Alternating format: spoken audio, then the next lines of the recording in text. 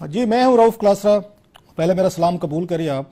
और मेरे साथ लाहौर से इस वक्त आमिर मतीन साहब मौजूद हैं और उनके साथ फवाद चौधरी हैं, वो भी लाहौर में। आप दोनों को जानते हैं, मुझे किसी तारुफ की उनकी ज़रूरत नहीं है। आज जो दो बड़े टॉपिक सामने पिक किए हैं वो मेरा ख्याल आपको ये पहले से पता है, और आज देखेंगे कि हम उसमें कोई नई बात क्या कर सकते हैं। हमारे पैनलिस्ट जो हैं उनको हम डिफरेंट एंगल से देखेंगे। सबसे बड़ी जो आज की मेरा ख्याल खबर है कि पाकिस्तान में जुडिशल कमीशन बना है धांधली को इन्वेस्टिगेट करने के लिए, और आज उसका पहला दिन था और उसकी सदारत जो है chief justice of Pakistan Nasir Mulk साहब कर रहे हैं। और जो वहाँ पे गुफ्तगू हुई है, जहाँ से जो वाइब्स आई हैं उस पर बात करेंगे। पर्टिकुलरली मेरा ख्याल फवाद जो है वो इस पोजीशन में है कि वो बैठ के हमें गाइड कर सकें थोड़ा सा कानूनी तौर पर भी और पॉलिटिकली भी, और साथ में आमिर साहब का भी जो एक एक्सपर्ट उनकी पॉलिटिकल ओपिनियन है वो भी लेंगे। और जो दूसरी बड़ी खबर है वो भी सुप्रीम कोर्ट से आ जाइए कि उन्होंने वहाँ पे फौजी अदालतों के सजाए मौत जो दी गई थी मुलजमान को, उन्होंने वो रोक दिए। सजाएं, तमाम सजाएं वो रोक दी गई हैं। आज इस पर भी बात करेंगे कि इनका फौजी अदालतों का क्या मुस्तकबिल है। आमिर साहब, आपको आवाज़ आ रही है मेरी? जी बिल्कुल, फर्स्ट क्लास आ रही है। मैं आपसे शुरू करना चाहता हूं, जैसे मैंने दो टॉपिक आपको इंट्रोड्यूस कराया कि आज इससे जुडिशल कमीशन से बात करते हैं। आपको याद होगा, बल्कि फवाद को भी ज़्यादा अच्छी तरह से मेरा ख्याल है पता होगा कि गिलानी साहब को जो बरतरफ किया गया था और जिन जज साहब ने वो फैसला सुनाया था उनकी बरतरफी का, वो मौजूदा चीफ जस्टिस ऑफ पाकिस्तान जो है जस्टिस नासिर मुल्क साहब हैं, ये थे। मेरा आपसे सवाल यह है कि नवाज शरीफ साहब एक और वजीर आजम हैं जिनकी किस्मत का फैसला एक दफ़ा फिर उनके हाथ में आ गया है। आपको क्या लगता है कि तारीख अपने आप को दोहराएगी? एक और वजीर आजम जो है 5 साल के अंदर अंदर सुप्रीम कोर्ट के अदालती कमीशन के हाथों वो बरतरफ होकर घर जाएगा, या कोई नई तारीख इस दफ़ा रकम की जाएगी, लिखी जाएगी? मैं खैर ये बात कहनी पड़ती है कि पीपल्स पार्टी के साथ जो हालात होती है ना, वो एक मुनफरद ही होती है। ये उन्हीं के साथ है, उन्हीं के प्राइम मिनिस्टरों को फांसियाँ लगती हैं, उन्हीं के प्राइम मिनिस्टर जो है बरतरफ करते हैं। मेरी तमाम तर पीपल्स पार्टी, मौजूदा पीपल्स पार्टी की तनकीद के बावजूद ये कहना पड़ता है, इसमें कोई वो शक नहीं है। पर मैं समझता हूँ कि मुझे वैसे ये जो जुडिशल कमीशन है, बड़ी एक्साइटमेंट नज़र आ रही है, बड़े लोग पार्टीज़ आ रही हैं, सब कुछ हो रहा है, पर मैं इतना एक्साइटेड इसके मुतल्लिक नहीं हूँ। मेरा ख्याल है कि ये इसके अंदर एवल तो ये चैलेंज भी होना है, इसके अंदर काफ़ी आईनी और कानूनी जो है ना सकम है जो कि चैलेंज किए जाएंगे। जिस तरह की हम पहले भी कई दफ़ा बात कर चुके हैं कि जनाब ये जज जो है एक सडनली एक नॉन जज की कैपेसिटी में बैठ के ये फैसला करने जा रहे हैं। फिर ये है कि आइन के अंदर बड़ा वाज़ेह है कि जनाब इलेक्शंस को क्वेश्चन नहीं किया जा सकता इलेक्शन पिटिशन के अलावा। और इलेक्शन कमीशन आप ये यहाँ पे एक्सपेक्ट करना, जैसे कि हम पहले भी कई दफ़ा कह चुके हैं कि जजेस से ये मांग रहे हैं कि वो अपने ही लगाए हुए। आमिर एक बात बताएं कि न इस पे आमिर मैं आपसे इस पे जरा एक और इसको लेते हैं। आप पहले दिन से ही इस कमीशन पे बात कर रहे हैं और इसमें जो खामियां हैं बकौल आपके उनको पॉइंट आउट कर रहे हैं। ये खामियां पूरी पार्लियामेंट को नजर नहीं है, सुप्रीम कोर्ट को नजर नहीं है, चीफ जस्टिस साहब को नजर नहीं है, पॉलिटिकल पार्टीज को नजर नहीं है। आपको ही क्यों नजर आती है कि इसमें खामियां?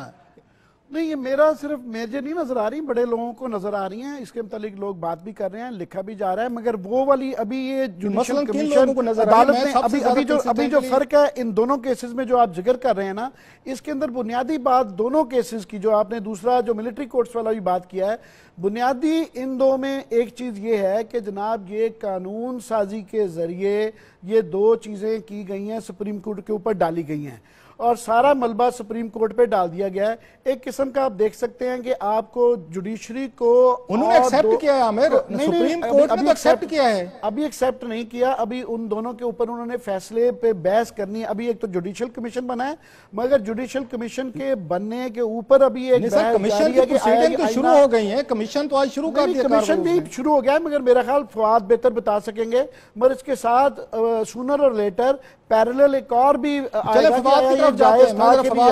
साथ साथ चलते रहेंगे। मगर एक लास्ट में थोड़ा सा कह दूं, फवाद हमसे ज्यादा बेहतर लड़ाई नजर आ रही है कानूनी और आईनी मसाइल जो हैं। देखिए राउफ साहब, पहली बात तो यह है कि फ्रैंकली मुझे तो काफ़ी हैरत हुई जब ये कमीशन बना, क्योंकि उससे पहले टेलीविजन के ऊपर ही मैंने ये कह दिया था कि शायद अदालत जो है वो ये कमीशन नहीं बनने देगी। और मैंने तो जहांगीर तरीन साहब से भी एक बार मुलाकात हुई तो मैंने कहा ये कमीशन तो आपका नहीं बनेगा। मेरा ये एनालिसिस नहीं था फ्रेंकली, मेरी तो आपको जाहिर है कि कुछ ताल्लुकात हैं, दोस्तियां हैं, और मेरा तो कन्वर्सेशन के ऊपर ये बात थी कि ये कमीशन नहीं बनेगा। लेकिन चीफ जस्टिस साहब ने मुझे लगता है कि वो राय नहीं मानी कुछ सीनियर लोगों की और उन्होंने कमीशन बनाया। अच्छा, अब पहली बात तो ये थी कि ये जो कमीशन उन्होंने बनाया ये उनके अपने सीनियर लोगों से क्या मुराद है? सीनियर जो उनके वहां पे वो बैठे हुए हैं, बस ब्रदर जजेस बैठे हैं, उनकी राय थी कि हमें इस पॉलिटिकल मसले में नहीं पड़ना चाहिए। मैं आपको थोड़ा ये बता दूं ना कि खुद चीफ जस्टिस साहब की भी यही राय थी। उन्होंने आर्टिकल, आपको याद होगा कि जब प्राइम मिनिस्टर साहब ने ये जब शुरू हुआ था मामला धरने का, तो एक कौम से खिताब किया था और उसमें उन्होंने कहा था कि जुडिशियल कमीशन बनाया जाएगा। उसके बाद उन्होंने एक खत लिखा था चीफ जस्टिस साहब को, जिसमें उन्होंने चीफ जस्टिस साहब से कहा कि आप कमीशन बनाएं, और चीफ जस्टिस साहब ने उसके जवाब में उन्हें खत लिखा और कहा कि आर्टिकल 225 के तहत ये कमीशन नहीं बन सकता। लेकिन आपको पता है कि अब जो कमीशन बना है वो तो कानून साजी के जरिए बना है, लिहाजा आर्टिकल 225 की हैयत तो तब्दील नहीं हुई, आइन तो पालातर होता है अमूमी कानून साजी से। अच्छा, अब दूसरी इंटरेस्टिंग बात, अगर आप कमीशन को गौर करेंगे रऊफ, तो इसमें कोई पंजाबी जज जो है वो शामिल नहीं है। अब फ्रैंक ये बात कहना तो खैर बुरा लगता है किसी सुप्रीम कोर्ट के लिए, लेकिन अब जिस तरह आमिर ने आगे पीपल्स पार्टी की बात की या वो इशू हुआ, हमारे मुल्क में है सिग्निफिकेंस है इस बात की। अच्छा, अब चीफ जस्टिस साहब ने ये कमीशन बना दिया है, 225 के ऊपर उन्होंने अपना ही जो ऑब्जेक्शन पहले लिया था वो वापस लिया है, और अब ये प्रोसीडिंग्स जो है वो शुरू हो गई हैं। अब इन प्रोसीडिंग्स के आज जो वकील पेश हुए हैं, डॉक्टर हफीज पीरजादा साहब हुए हैं, डॉक्टर खालिद रांझा हुए हैं और बाकी जो हजरात हुए हैं, उसमें डॉक्टर खालिद रांझा साहब ने बड़ा इंटरेस्टिंग पॉइंट उठाया। उन्होंने कहा बाकी सारी चीजें आप छोड़ दें, हर जो इलेक्शन हुआ है उसकी धांधली का एक मोड है, और इस इलेक्शन का मोड है रिटर्निंग ऑफिसर्स। चुनाचे आप सिर्फ रिटर्निंग ऑफिसर्स के जो फॉर्म 14 है जिसकी बुनियाद के ऊपर रिजल्ट बनता है, अगर उसको स्क्रूटनाइज सुप्रीम कोर्ट कर लेगी जो 76,000 के करीब है, और अगर नादरा में चला गया तो मुझे लगता है कि हुकूमत के लिए काफी बड़े मसले खड़े हो जाएंगे। और अगर मुझे आप इजाजत दें, आपने बड़ा ये कम्प्रिहेंसिवली इसको ये एक्सप्लेन किया, मेरा ख्याल है बड़ी हद तक में बात समझ आती है। मैं आमिर आपसे इस पे एक सवाल डालना चाहता हूँ जो मेरे जहन में बार बार आ रहा है कि पिछले कोई 1-2 घंटे से। आपको याद होगा कि तहरीक इंसाफ ने बाकायदा एक डायरेक्ट इल्जाम लगाया था जनरल क्यानी पे भी, जो आर्मी चीफ थे उस वक्त के, और ये कहा था कि वो भी धांधली में शरीक थे। सवाल ये अब ये पैदा होता है जहां पे लिस्ट पेश कर रहे हैं वहां पे अपने, और बड़ी अच्छी खासी लंबी एक तवील एक फहरिस्त पेश की जा रही है वहां पे कमीशन के सामने, जो मेरी इतलात हैं, हम उस पर स्टोरीज भी कर चुके हैं, प्रोग्राम भी कर चुके हैं कि किन किन को तहरीक इंसाफ बुलाने का प्लान रखती है। आप समझते हैं कि जनरल क्यानी को भी बुलाया जाएगा कि जनाब आप भी तशरीफ ले आए, आप भी उस वक्त आर्मी चीफ थे, आप अगर उस वक्त के चीफ जस्टिस को बुला सकते हैं, इफ्तिखार चौधरी साहब कह रहे हैं मैं भी आऊंगा, उन पर इल्जामात हैं, तो उस वक्त के आर्मी चीफ को भी तो मेरा ख्याल है बुलाया जा सकता है। आप क्या समझते हैं, बुलाया जाना चाहिए या फिर यहीं पे रुक जाना चाहिए, वो रेड लाइंस फिर ये क्रॉस करने वाला मामला आ जाएगा? मेरा ख्याल पीटीआई वाले इतने इनकलाबी नहीं हैं कि वो क्यानी साहब को अदालत के अंदर बुलाएं, हालांकि वो रिटायर हो सकते हैं, हो चुके हैं, और बुलाए जा भी सकते हैं और बुलाए जाने भी चाहिए, कोई हर्ज नहीं है। अगर उनके मतलब कोई एतराज़ात हैं तो बुला लिए जाएं, मगर मेरा नहीं ख्याल है कि उनके अंदर ये वाला हौसला है कि वो उनको बुलाएंगे। जनरल दुरानी तो पेश होते रहे हैं वहाँ पे, आपको याद होगा, जनरल दुरानी साहब भी होते रहे हैं, जनरल पाशा भी होते रहे हैं। सॉरी मैं आपकी बात कर रहा हूँ, साइकोलॉजिकल बैरियर तो वो खत्म हो चुकी है। नहीं, वो साइकोलॉजिकल बैरियर तो खत्म हो चुकी है। जनरल दुरानी भी पेश होते रहे हैं, जनरल बेग भी पेश होते रहे हैं, उस आईएसआई नहीं, जनरल क्यानी ने तो इफ्तिखार चौधरी साहब की बरतरफी के वक्त आपको पता है वो एफिडेविट भी नहीं दिया था। जनरल क्यानी साहब का जो वो कह लें कि जो जजकाहट है कोर्ट की तरफ वो बरकरार है, वो पीछे पीछे ही रहते हैं। मेरा ख्याल है इसके अंदर जो है ना दोनों मसले, एक सियासी मसला है और एक आईनी और कानूनी है। इसके अंदर जो मुझे एक चीज जो नजर आ रही ना, दोनों केसेस जिनका आपने जिक्र किया, हम दूसरे केस पे भी आते हैं, मिलिट्री कोर्ट्स वाले पे, मगर इसमें पार्लियामान और जुडिशरी को एक आप देखें ना आमने सामने लाके खड़ा कर दिया गया है कि ये हुकूमत ने और ये अपोजिशन ने, आप समझ लें कि पार्लियामान के जरिए वो कानून बना दिए जो कि जुडिशरी के लिए बड़ा मुश्किल है उन्होंने, मगर इसको टोटली आईनी और कानूनी उसमें नहीं है। हम इसको इग्नोर नहीं कर सकते कि पॉलिटिकल ये काफ़ी सिचुएशन है, तो हमने ज़बरदस्ती पॉलिटिकल सिचुएशन को रिजॉल्व करने के लिए हमने जुडिशरी को बीच में डाल लिया है। तो ये बड़ा ही मुश्किल है, उनको ये प्रेशर्स हैं उनके ऊपर कि इसको चलाएं, तब इसके अंदर काफ़ी मसाइल हैं, ना इसको अगर चलाएं तो मिसाइल है। तो मेरा ख्याल ये जो दूसरा केस है सुप्रीम कोर्ट के अंदर पास आ गया है, मिलिट्री कोर्ट वाला, हमने जुडिशरी को आमिर जो मुझे बात समझ आ रही है, जुडिशरी को तो इसलिए इन्वॉल्व किया गया कि कोई सियासतदान जो है वो इस मामले को हल करने में नाकाम ने। आपको याद होगा यहाँ पे सियासी एक वो भी चलता रहा, जिरगा भी हुआ, पार्लियामेंट का सेशन भी हुए, उसके बाद लोग आते रहे जाते रहे, गुफ्तगू होती रही, पेशकश होती रही, सब कुछ होता रहा। 6 महीने तक तो कोई नतीजा नहीं निकाल सके सियासतदान। सियासतदानी नहीं रहो भाई, ये भी तो आप देखिए इलेक्शन कमीशन भी तो नाकाम हुआ है। सबसे बड़ा जो इंपॉर्टेंट काम था वो तो इलेक्शन कमीशन का काम था, क्योंकि आर्टिकल 218 के तहत इलेक्शन कमीशन का काम था free and fair and transparent election कराना, उसके बाद इलेक्शन का ऑडिट कराना भी उनका काम था। लेकिन वहां पे तो 4 जो मेंबरान हैं वो इस कदर को ढीठ लोग बैठे हुए हैं कि पूरी पार्टीज, पूरा पाकिस्तान कह चुका है कि भाई आप जान छोड़ें, आपके ऊपर किसी को एतमाद नहीं है। वो कहते हैं नहीं हमने जाना। अब वो रियाज क्यानी साहब हो, वो केपीके वाले हों, वो बैठे हुए, आप उनको हटा ही नहीं सकते। अल्लाह अल्लाह खैर से अल्लाह। दुनिया भर में दूसरा रऊफ आपने गौर किया होगा, इस तरह की जो इंक्वायरीज होती हैं जिसके अंदर सारे इंस्टीट्यूशंस इन्वॉल्व होती हैं, वो कांग्रेशनल हियरिंग्स होती हैं। उसके अंदर वो बिल्कुल ऑफ कोर्स जो है पार्लियामान, जिस तरह अमेरिका में कांग्रेस होती है तो उनको भी अंदर पॉलिटिशियंस भी होते हैं, बाकी वो सबको बुला लेते हैं उसमें। आपको खासतौर पे आप क्योंकि मारियो पूजो के और आपने तो गॉडफादर उर्दू में ट्रांसलेट भी की हुई है, आपको याद होगा कि वो माइकल को जब कांग्रेशनल हियरिंग में बुलाया जाता है तो उन कांग्रेशनल हियरिंग बड़ी मजेदार होती हैं कि उसके अंदर उन्होंने तमाम गवर्नमेंट के इदारों को बुला लेते हैं और वो इदारे होते हैं जहां पे इन चीजों के फैसले हो पाते हैं। ये सारा घूम फिर के जुडिशरी के पास चले जाते हैं, उसके अलावा कोई और नहीं मिलता। और माजी को देखते जो मेरे इसके अंदर नेगेटिव है कि इसमें से कुछ नहीं निकलेगा, एक तो ये कि इसका टाइम फ्रेम है, ऑफ कोर्स 45 दिनों में तो होना नहीं है।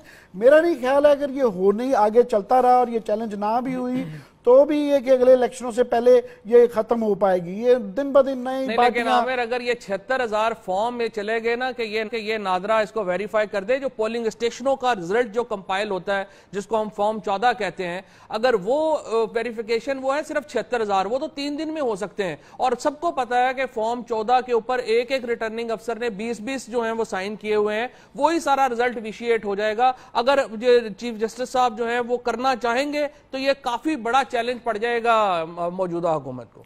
नहीं, मगर इसके अंदर दो क्वेश्चन है, दो मुझे अगर अप्लाई करें। फवाद मुझे आप ये बताएं कि एक फवाद से मैं सवाल पूछना चाह रहा था एक लीगल पॉइंट ऑफ व्यू से। आपको याद होगा, जहां तक मेरी इतलात है कि तहरीक इंसाफ ने बकायदा अख्तर मैंगल से भी राब्ता किया है और सनाउल्लाह बलोच वगैरह जो भी थे, आपको याद होगा वो भी 2013 के इलेक्शन लड़ रहे थे। उसमें उन्होंने यहाँ पे ये प्ली ली है, आपको भी अच्छी तरह याद होगा कि जब 2013 के इलेक्शन हुए थे तो बलोचिस्तान में 3-4 दिन तक बकायदा अनाउंस नहीं किया गया था इलेक्शन को। इसकी क्या justification election commission of Pakistan वहां पे पेश करेगा अदालती कमीशन के सामने कि हमें बताया जाए कि 3-4 दिन तक आपने इनके रिजल्ट रोक के रखे।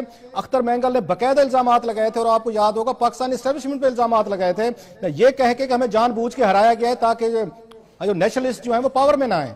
कल को अख्तर मैंगल को बुलाया जाता है, सनाउल्लाह बलोच को बुलाया जाता है, वो आते हैं तो कमीशन के पास या उस वक्त के एस्टेब्लिशमेंट के पास क्या जवाब होगा कि वो ये कह सके कि हमने 4 दिन तक इसलिए इलेक्शन का रिजल्ट अनाउंस नहीं किया था क्योंकि इलाके दूर हैं, एक घर वहां पे है, दूसरा वहां पे, तीसरा वहां पे है। इसकी क्या जस्टिफिकेशन पेश कर सकेंगे इलेक्शन कमीशन या एस्टेब्लिशमेंट जो है? वो तो यही कहेंगे जो आपने कहा, जैसे कि वो बड़े दूर पार के इलाके हैं, बड़े दूर पार के इलाके हैं और वो यहाँ वो कर नहीं सके, इकट्ठे कंपाइलेशन नहीं हो सकी जो फॉर्म 14 जिसकी मैं बात कर रहा हूँ। 4 दिन का टाइम तो नहीं लगता ना फवाद, 4 दिन में आपको। बात सही है, लेकिन फ्रैंकली पाकिस्तान का इलेक्शन तो होता है पंजाब में या सिंध में। हमने तो ये बेसिकली जो आप देखेंगे ना, बलोचिस्तान को बड़ा नेशनल सतह के ऊपर इतना इफेक्ट नहीं कर सकता, चूंकि पंजाब और सिंध वो दो बुनियादी सूबे हैं जहां सबसे फवाद आप ये कह रहे हैं, आपकी सॉरी मैं बात काट रहा हूं फवाद, मैं फवाद आपकी सारी बात काट रहा हूं। आप ये कह रहे हैं कि इलेक्शन में अगर वहां पे केपीके या बलोचिस्तान में धांधली हो तो मैटर नहीं करती, हाँ अगर पंजाब में या सिंध में हो तो मैटर करेगी, सीटें ज्यादा हैं। नंबर गेम है ना जी, जमहूरियत जो है वो बुनियादी तौर के ऊपर नंबर गेम है ना। अगर 70% नशिस्तें जो हैं वो पंजाब और सिंध में हैं तो जाहिर है 30% नशिस्तों के ऊपर जो मामला है वो उस तरह सीरियसनेस नहीं होगा। मैं उनकी अपनी अहमियत है नो डाउट, लेकिन बात यह है कि पंजाब और सिंध का जो फैसला है इस वक्त रिटर्निंग ऑफिसर्स के हवाले से वो बड़ा इंपॉर्टेंट है। फवाद मैंने एक ब्रेक लेनी है फवाद, एक मैंने ब्रेक लेनी है, ब्रेक के बाद वापस आते हैं, आपसे शुरू करते। बड़ा इंटरेस्टिंग मेरा ख्याल डिबेट है कि देखना ये होगा कमीशन को कि जब वो बुलाते हैं वहां पे अख्तर मैंगल को या बलोच नेशनलिस्ट को जो इल्जामात लगाते रहे कि 4 दिन तक हमारा इलेक्शन रिजल्ट रोका गया था, तो इलेक्शन कमीशन ऑफ पाकिस्तान क्या जवाब पेश करेगा? ब्रेक के बाद वापस आते हैं और गुफ्तगू को जारी रखते हैं।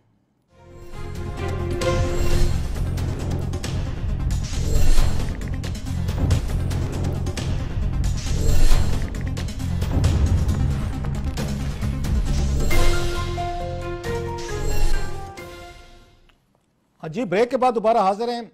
आमिर, आपके पास में आता हूं। जो बात अभी हम कह रहे थे कि अगर कल को तहरीक इंसाफ जो है जुडिशल कमीशन में जो लिस्ट उन्होंने बनाई हुई अपने गवाहों की, जो अपने विटनेसेस हैं, उसमें अख्तर मैंगल का नाम भी है, जैसे मैंने पहले बताया, उनको बुलाया जाता है। आपने पूरे बलूचिस्तान के जाके इलेक्शन वहां पे देखे भी हैं, आप मिले भी हैं, और द न्यूज़ में बड़ी लंबी चौड़ी सीरीज लिखी है बलोचों के मामलों में। मेरा ख्याल है इस्लामाबाद में कुछ एक आध जर्नलिस्ट हुआ जो जहाँ पे बलोचों के मसले को जाके बलूचिस्तान में समझने की कोशिश की है, और वो आप हैं।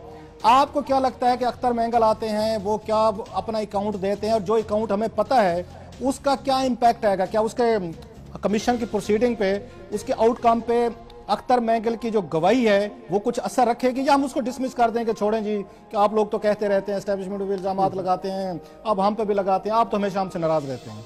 आप क्या कहते हैं? फवाद बड़ी एक ठीक बात कर रहे थे कि गो के उनके नंबर्स कम है इसलिए हम उसको अहमियत नहीं देते, पर बहरहाल हमारा सबसे बड़ा सूबा है और सबसे ज़्यादा वहाँ पे ट्रबल्ड सूबा है। वहाँ पे अगर हम जाएँ ना ये इंतखाबी इस्लाहात में और वाकई फेयर इलेक्शन करवाना शुरू कर दें, तो सबसे बड़ी मुसीबत बलूचिस्तान में ही होगी, क्योंकि वहाँ पे अपनी मर्जी का रिजल्ट लेना होता है। तो वहाँ पे अगर आप जाके देखें तो वहाँ तो 80% आप कह सकते हैं सीटों के ऊपर सीधा सीधा जिसका जोर लगता है वो लगा लेता है। किसी जगह ये नहीं है, किसी जगह एस्टेब्लिशमेंट लगा लेती है, किसी जगह नवाबीन सरदार लगा लेते हैं, ब्यूरोक्रेट्स लगा लेते हैं। तो वहाँ तो टोटल मैस है। ज़बान इस्तेमाल अगर थोड़ी सी 1 मिनट के लिए एक साइड पे रखें, इस जिस को बता दें, ये जिस कौन होते हैं जो वहाँ पे अपना जोर लगाते हैं, अपनी मर्जी का रिजल्ट ले लेते हैं।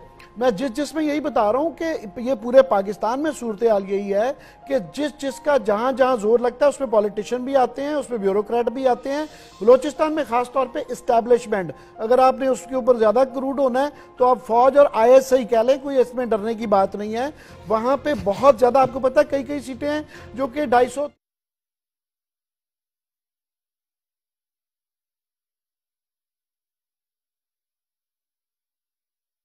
से होता रहा है। मगर इसमें जो क्वेश्चन सबसे ज्यादा इंपॉर्टेंट ये है कि ये धांधली हुई है, क्योंकि हमेशा ही होती रही है, मगर असल बात ये साबित करनी है कि जनाब ये सिस्टमैटिक हुई है और एक पार्टी को जिताने के लिए हुई है, एक साजिश हुई है। मेरे ख्याल ये करना बड़ा मुश्किल होगा।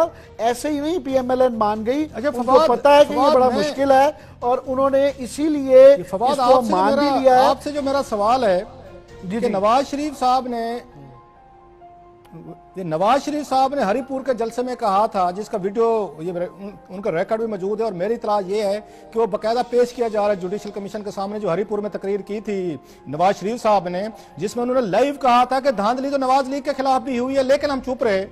तो आप समझते हैं अगर ये वीडियो पेश की जाती है और वजीर आजम साहब पे एक और सवाल उठाया जाता है कि अगर मुल्क का वजीर आजम समझता है कि धांधली हुई है, बेशक उनकी पार्टी के खिलाफ हुई है, वटेवर, तो क्या उसके बाद भी उसकी लीगल या मॉरल उसकी वैल्यू रह जाती है कि आप वजीर आजम रहें, बनते रहें, या आपने खुद आके उस रिगिंग के खिलाफ प्रोब के आर्डर नहीं दिए, कोई एक्शन के आर्डर नहीं दिए, खुद आपको चाहिए था कि आप तो खुद एक कमीशन बना देते, वो कमीशन भी नहीं बनाया। इस वीडियो का या उस नवाज शरीफ की तकरीर का अगेन आपसे पूछना चाहूंगा जुडिशल कमीशन की प्रोसीडिंग पे क्या असर होगा? मैं इसको 2 तरीके हैं देखने की। अगर तो आप मान लें, और ये हकीकत भी ये है कि सबसे ज्यादा जो इलेक्शन की मैं उन फवाद से पूछना चाह रहा हूं। आमिर, आपकी राय का मुझे पता है, चले मैं फवाद से पूछना चाह रहा हूं। आप और मैंने डिस्कस किया हुआ है। बात यह है कि एक तो पॉलिटिकल रेटोरिक है और एक उसकी जो है वो लीगल एविडेंस आपने देखनी है। अब सवाल ये पैदा होता है कि बयानात जो हैं वो आपको पता है कि वो तो तकरीरों में और जलसों में तो सियासतदान क्या कहते हैं, वहां पे उनका वकील क्या मौकफ लेगा वो देखने वाली बात है। वो मुझे नहीं लगता कि हरिपुर वाला मौकफ जो है वो वहां पर लेंगे, या थोड़ा बहुत वो उसको उस तरह से ले लेंगे। लेकिन इसीलिए जो मुस्लिम लीग की जो सवाल ड्राफ्ट, आप ये कह रहे हैं कि मुल्क के वजीर आजम जो हैं वो जाके सुप्रीम कोर्ट के जो आला कमीशन है उसमें जाके वो मुकर जाएंगे या उनका वकील मुकर जाएगा, नई लाइन लेगा, छोड़ें जी के पब्लिक कंजम्पशन के लिए कुछ और तकलीफ नहीं तो होती है ये अदालत के लिए। मॉरल लाइन आपका ख्याल है कि पहली बात तो यह है कि आप तो इतने अरसे से सहाफत कवर कर रहे हैं, आप तो ऐसे हैरत का इजहार कर रहे हैं कि यहाँ सियासतदान ने झूठ नहीं बोलना जैसे कोई बड़ी बात है। कोई मुहज्जब मुल्क हो तो जहाँ पे अल्ताफ हुसैन साहब जहाँ मनी लॉन्ड्रिंग में लंदन में हो जाए और वो बाहर आके लोगों को कहें कि आपकी मुबारकबादें हो, लोग मिठाइयां बांटे हैं। थोड़ी सी हम मुहज्जब बनने की तरफ सफर तो कर सकते हैं ना। नहीं, ये सफर जो है ना ये सोसाइटी शुरू करती होती है। सोसाइटी में मुस्लिम लीग के हर आदमी को पता है, मुस्लिम लीग नून में हर आदमी को पता है कि नवाज शरीफ साहब 83 में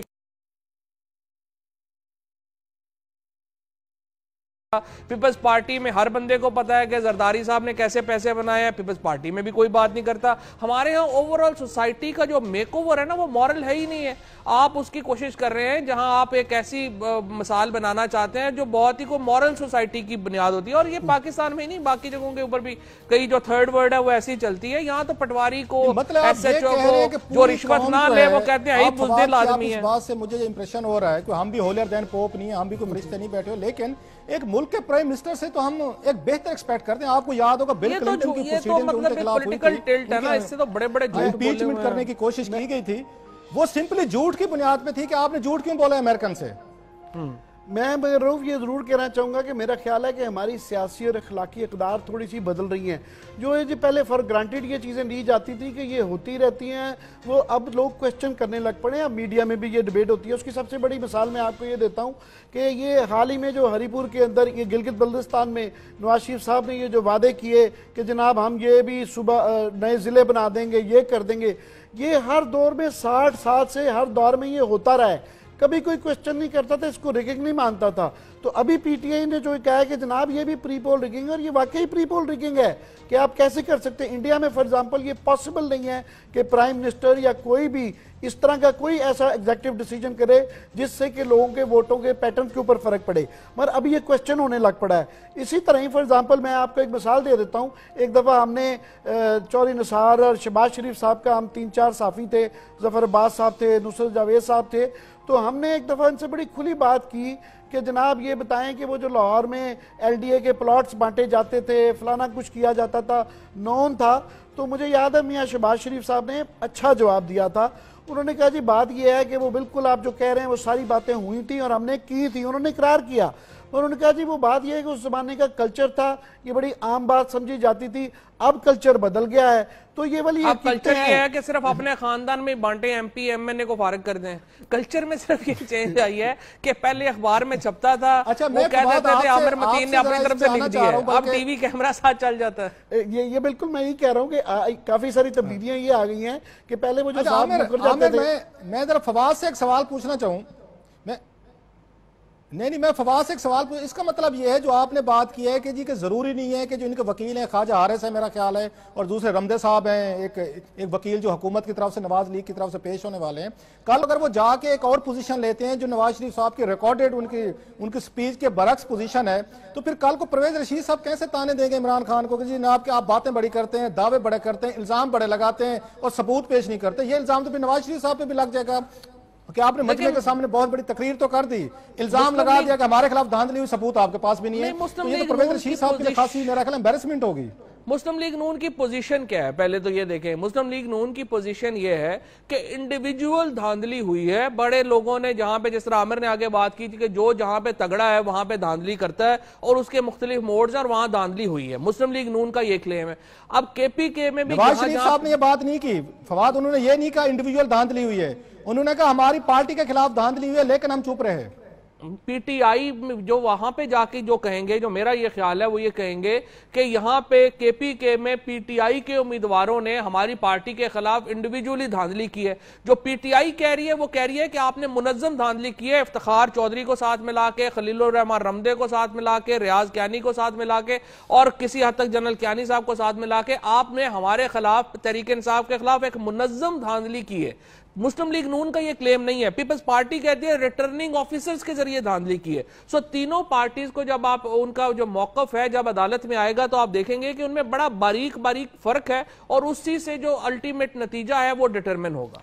मुझे वैसे अगर आप रऊफ अलाउ करें तो PTI मुझे बड़े मखमसे में नजर आती है। आप जी जी आमिर, जी, जी प्लीज। मखमसा उनका ये नजर आता है कि ये जो जुडिशल कमीशन है इसकी दो सूरतें नजर आ रही हैं। एक तो ये है कि ये इसके ऊपर वो जो कह रहे हैं कि जी हमारे पास पूरा कमरा बड़ा भरा हुआ है एविडेंस का, और वो हाथियों पे एविडेंस लेके आ जाते हैं और पता चलता है जी इसमें 2-2.5 साल गुजर गए हैं और पूरा ये हुकूमत गुजर गई है, तो भी ये क्वेश्चन करेंगे और ये प्रोटेस्ट करेंगे कि जनाब देखें ये फैसले नहीं होते हैं।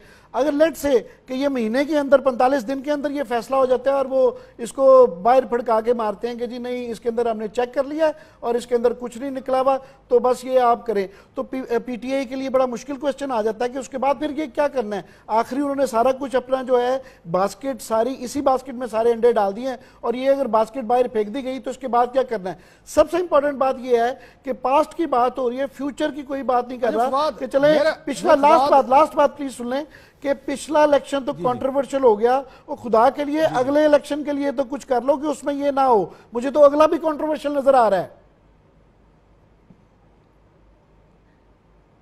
अरे फवाद, आप तमाम उन टॉप के वकीलों को आप जाती तौर पर जानते, खुद भी आप माशाल्लाह बड़े अच्छे वकील हैं। आपको पता होगा जितने लोग पेश हो रहे हैं बड़े टॉप के हैं और बड़ा उनको सीरियस लिया जाता है, बड़े नाम है, इसमें कोई शक नहीं। मेरा ख्याल है एक जगह पे इतने लीगल ब्रेन आज तक किसी एक मुकदमे में एक छत के नीचे इकट्ठे नहीं होंगे, मेरा ख्याल है। आप क्या समझते हैं? हफीज पीरजादा साहब एक बड़ा नाम है, बड़े सीनियर हैं और उन्होंने सारी उम्र उनकी गुजरी है, क्या उन्होंने एविडेंसेस नहीं देखे होंगे इनके पीटीआई के, इनके साथ नहीं बैठे होंगे? ये केस जो मदर ऑफ ऑल ट्रायल्स कह ले, मेरा ख्याल मदर ऑफ ऑल ट्रायल्स, उनको भुट्टो साहब के बाद मैं इनको समझता हूँ, ये जो केस वहां पे है अदालती कमीशन में, क्या उन्होंने एविडेंसेस को एग्जामिन नहीं किया पीटीआई को? अगर किया है, वो कैल हुए हैं तो फिर जाके पेश हो रहे हैं, क्योंकि आप वकील हैं, आपको पता होगा कि जब तक वकील एविडेंसेस से मुतमिन ना हो, अच्छा वकील तो कभी केस नहीं पकड़ता। आपकी क्या राय है कि हफीज पीरजादा साहब ने जो इसको केस लिया है, जिससे उनकी रेपुटेशन बड़ी डिपेंड करती है, उन्होंने बगैर देखे किया है, बस उन्होंने फीस लेने के लिए किया है केस? नहीं, बात यह है कि जो वकीलों ने जो एविडेंस देखी होगी वो तो फ्रैंकली धांधली के ऊपर, तो जिस तरह बार बार इमरान खान भी ये कह रहे हैं कि सारी ही पार्टीज, और अभी आपने नवाज शरीफ साहब का भी कहा, धांधली के ऊपर तो सारी ही पार्टीज जो हैं वो कह रही हैं। जरदारी साहब ने भी कहा, नवाज शरीफ साहब ने कहा, चौधरी परवेज इलाही साहब ने भी कहा, सब बाकी इमरान खान तो कह ही रहे हैं, सभी कह रहे हैं धांधली हुई है। जो बुनियादी बात जिसकी अभी तक जो मुस्लिम लीग नून और जो सबसे बड़ा सवाल जुडिशल कमीशन के सामने आएगा और जिसके ऊपर ये वकीलों की सारी मुश्किलात और सारी बहरान हो जाएगी। फवाद एक बात बताएं, इन्हें लाइटर टोन, हमारे यहाँ कल्चर है, हम अपने पेटी भाइयों को बचाते हैं, हम सहाफी भी ये काम करते हैं, आप भी लगता है अपने पेटी भाइयों को बचा रहे हैं, तो आप ये कहना चाह रहे हैं इतने बड़े टॉप के जो वकील पेश हो रहे हैं और लाखों करोड़ों की फीसें लेंगे, तो सियासतदानों के बयान सुन के उन्होंने केस लेने का फैसला कर लिया बगैर एग्जामिन किए कि मैं आपसे कहना ये चाह रहा हूं कि जो सारी वकीलाना स्टैंड करेगा नहीं करेगा, या मशहूरी मिलेगी, कैमरे होंगे हमारे ऊपर, हम तकरीरें करेंगे, कौम सुनेगी और जो फैसला आता है आता रहे। आखिर कुछ तो देखा होगा, आपका ख्याल नहीं उन्होंने मशहूरी अपनी करने के लिए ले लिया कि वकीलों की जो महारत है और जो नजर आएगा हमें अब्दुल हफीज पीरजादा साहब या बाकी जो सब लोग हैं कि क्या मुनज्जम धांधली किस तरह से हुई, ये वो सवाल है जिसके ऊपर जुडिशल कमीशन भी सुनना चाहेगा। इंडिविजुअल धांधलियों के ऊपर तो मुझे लगता है कि आपका ख्याल है किस बात ने कैल किया होगा? फवाद, मैं आपसे पॉइंटेड सवाल कर रहा हूं, फवाद आपसे पॉइंटेड सवाल है कि किस बात ने, उनकी गवाही ने, एविडेंस ने एक पीरजादा साहब जैसे टॉप के लॉयर को उन्होंने कन्विंस किया होगा कि ये केस मुझे तरीके इंसाफ की तरफ से लेना चाहिए? आपका लीगल ब्रेन क्या कहता है? नहीं, मुझे तो दो ही चीजें हैं, एक तो जो बैलेट पेपर्स की जो है फीस जो वेरिफिकेशन उनको कन्विंस किया होगा, और जो फॉर्म 14 और 15-16 इनकी स्क्रूटनी और फॉर्म जो उनके बैलेट पेपर है, ये दो चीजों पे ब्रेक के बाद आता हूं। ये सवाल आपसे इसका जवाब लूंगा, ब्रेक मैंने लेनी है, आपसे फिर जवाब लूंगा। इसी सवाल को छोड़े जाता हूं कि वो कौन से फैक्टर्स हो सकते हैं फीस के अलावा जिन्होंने कैल किया था पीरजादा साहब के वो तरीके इंसाफ का केस लें और सुप्रीम कोर्ट के कमीशन के सामने पेश हूं। इसका जवाब लेंगे फवाद से एक ब्रेक के बाद।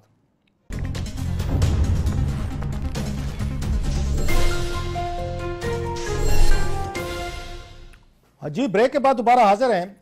फवाद, मैं ब्रेक पे जाने से पहले आपके लिए एक सवाल छोड़ के गया था, मुझे उसका जवाब चाहिए कि फीस के अलावा हफीज पीरजादा साहब को किस बात ने कन्विंस किया होगा कि वो तहरीक इंसाफ का इतना बड़ा केस, जिसको मैं कह रहा हूं मदर ऑफ ऑल ट्रायल्स, तो उन्होंने कबूल किया? मुझे इसका आपसे जवाब चाहिए, आप ही दे सकते हैं। वो सवाल नहीं, आप असल में शरारत छोड़ के जाना चाहते हैं। वो बेसिकली बात ये है कि फीस पे ज्यादा मैं कोई शरारत, आपको पता है मैं बड़ा शो पे जब बैठता हूँ आपकी तरह मैं इसको बड़ा मजहबी, मैं इसको रिलीजियसली लेता हूँ शो को। मैंने बड़ा सीरियस सवाल किया कि इतना बड़ा वकील, क्योंकि आपने कहा कि सियासतदान बयान देते रहते हैं, एक दिया कल, दूसरा दिया, मुकर गया। अगर वकीलों ने इस तरह आके केसेस लेना शुरू कर दिए कि फीस मिलेगी और फिर मीडिया डेली हमें कवरेज देगा, हम आएंगे टीवी कैमरों पे आएंगे, बात करेंगे, रात को टॉक शोज में जाएंगे और हमारी से प्रैक्टिस बढ़ेगी और मजीद क्लाइंट आएगा, फिर तो मेरा ख्याल है ये बात फीस के बगैर ही पेश हुए होंगे ज्यादातर वकील। लेकिन फीस पे ज्यादा साहब तो खैर फीस के बगैर पेश नहीं होते, लेकिन यह कि कई वकील तो बगैर फीस के भी पेश हुए होंगे क्योंकि अपना इस तरह के पर्सनल ताल्लुकात होते हैं लीडरशिप्स के साथ। लेकिन जैसे ऑन सीरियस नोट, जैसे मैंने आपको कहा वकील है ना, मसलन मैं बता दे तो एतजाज अहसन साहब जो हैं, एतजाज अहसन ने इसलिए फीस नहीं होगी कि आपको याद होगा लाहौर में उनके हल्के में उनकी मिसेस बुशरा जो है वो इलेक्शन आ रही, उन्होंने बकायदा वहां पे वाइट पेपर छापा है, लिहाजा वो तो फ्री पेश होंगे, अपना केस खुद लड़ेंगे। लतीफ खोसा साहब आपको पता है पीपल्स पार्टी के हैं और वो फ्यूचर में इन्वेस्टमेंट कर रहे होंगे कि जनाब के आपने पैसे नहीं लेने, आपको मुस्तकबिल में कोई और ओहदा मिल जाएगा, सो उनकी तो समझ में आती है। दूसरी तरफ से ख्वाजा हारिस हैं और मेरा ख्याल रमदे साहब हैं, हाँ वो ये फीस लेंगे यकीनन। अब देखना ये होगा नवाज शरीफ साहब अपनी जेब या पार्टी फंड से फीस देते हैं या टैक्स पेयर से उनको फीस दिलाई जाती है, वो तो अलहदा बहस है। इन्होंने तो फीस ली होगी, इसलिए मैं पूछ रहा हूँ कि इनको किस चीज ने कैल किया होगा अगर एविडेंसेस प्रॉपर नहीं है तरीके इंसाफ के पास। नहीं, एविडेंस तरीके इंसाफ के पास मेरा ख्याल है एविडेंस की कमी नहीं है धांधली की। सिर्फ जिस एविडेंस की कमी हो सकती है या जिसके ऊपर हमने देखना है कि हफीज पिरजादा साहब क्या करते हैं, जो अभी सवाल इसका जवाब अभी नहीं दिया जा सकता, वो ये है कि वो मुनज्जम धांधली को किस तरह से एक्सप्लेन करते हैं और जुडिशियल कमीशन भी मुनज्जम धांधली को डिफाइन किस तरह करता है। मिसाल के तौर के ऊपर दो ऐसे छोटी मिसाल, मसलन अगर फॉर्म 14 जो पोलिंग स्टेशन के रिजल्ट हैं अगर वो 76,000 के करीब है पाकिस्तान में, लेट से उनमें से 50,000 या 30,000 या 40,000 मौजूद नहीं है या एक रिटर्निंग अफसर के साइन साबित हो जाते हैं 20-20 के ऊपर, तो क्या ये इतने बड़े फॉर्म्स को हम मुनज्जम धांधली कहेंगे या इंडिविजुअल धांधली कहेंगे? ये इसको एक्सप्लेन किस तरह से किया जाता है और इसको एक्सेप्ट कैसे किया जा सकता है, ये वो मूट पॉइंट है जिसके ऊपर ये सारे का सारा कमीशन खड़ा है और ये 45 दिन में मुकम्मल होगा। ये भी मैं आपको बता दूं क्योंकि चीफ जस्टिस साहब की रिटायरमेंट है अगस्त के महीने में, तो लिहाजा उन्होंने अपनी रिटायरमेंट हो सकती है। वो हमने माजी में देखा है, हमने माजी में देखा है बहुत सारे इस तरह के अगर ये कमीशन बने भी हैं तो उनको एक्सटेंड हुकूमत की तरफ से रिक्वेस्ट आ जाती है या खुद ये नहीं होगा, रिक्वेस्ट कर सकते हैं, एक्सटेंड कर सकते हैं इन चीजों को, वो तो होता रहा है। नहीं, केस तो एक्सटेंड हो सकता है। आप ये कह रहे हैं कि चीफ जस्टिस साहब आपने बात की फवाद इंटरप्रिटेशन में आमिर की तरफ जाना चाहता हूं।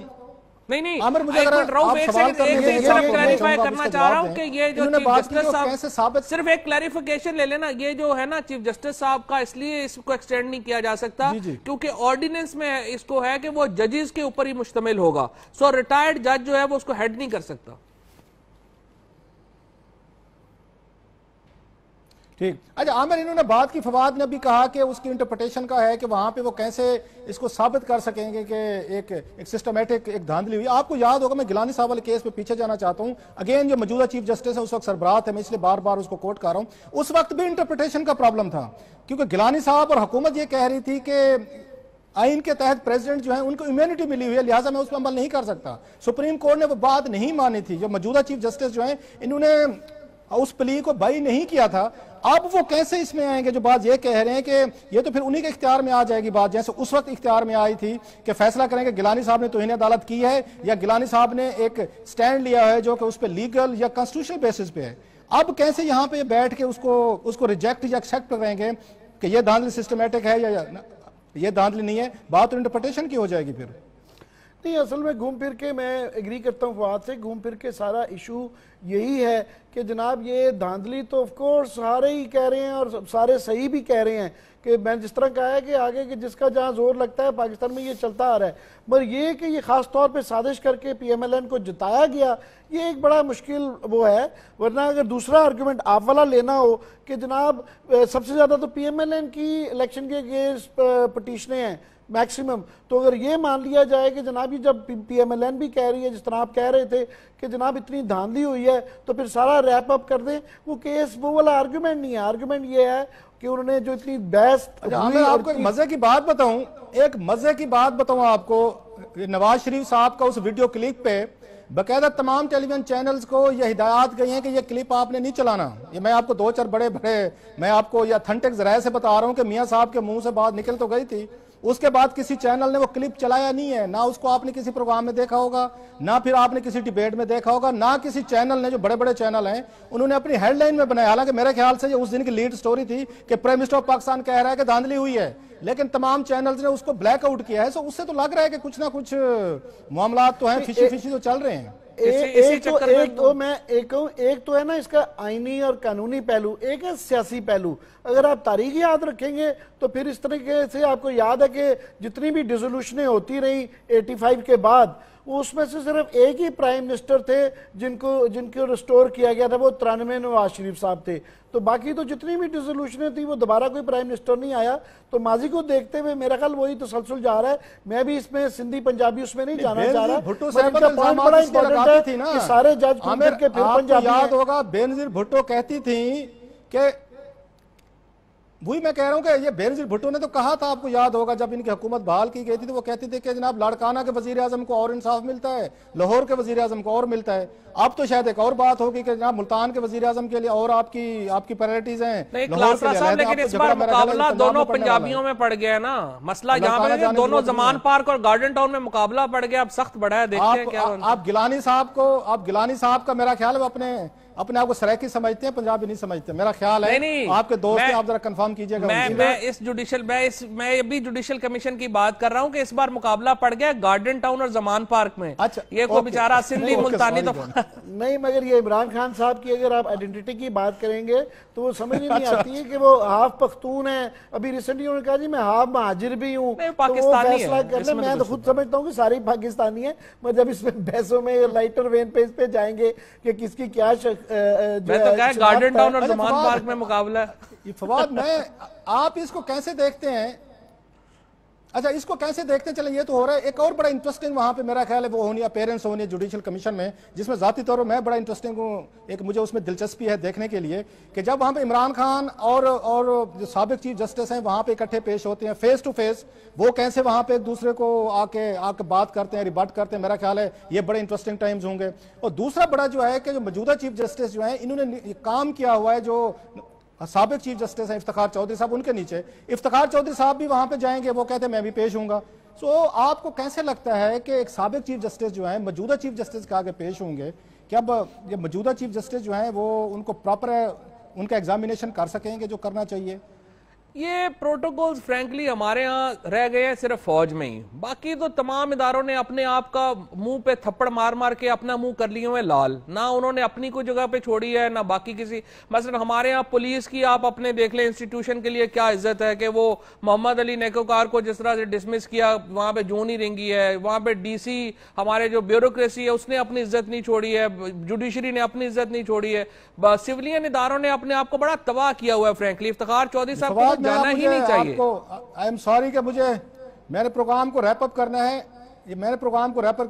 अगर रैप अप करना है एक चीज मैं बताता जो आपने जुडिशरी के हवाले से की, बाज मामलात में जुडिशरी भी बड़ी अपने जो इनके एक्ट्स हैं उनके बारे में बड़ी ये प्रोटेक्टिव है, पोजेसिव है। आपको याद होगा सदर जरदारी साहब ने एक रेफरेंस भेजा था कि भुट्टो साहब का जो एक सो कॉल्ड यहाँ पे हुआ था अदालती उनका मर्डर हुआ था, उस केस को रिओपन किया जाए। डॉक्टर बाबर मान ने बकायदा उसके लिए उन्होंने अपनी वजारत भी छोड़ी थी।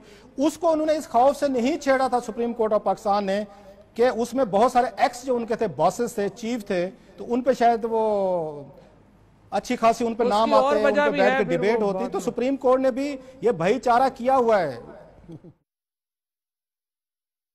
के लिए मेरा ख्याल इतना ही। फवाद, आपका और आमिर मतीन का बहुत शुक्रिया। आज के लिए इजाजत दीजिए, फिर आपसे मुलाकात होगी। खुदा हाफिज।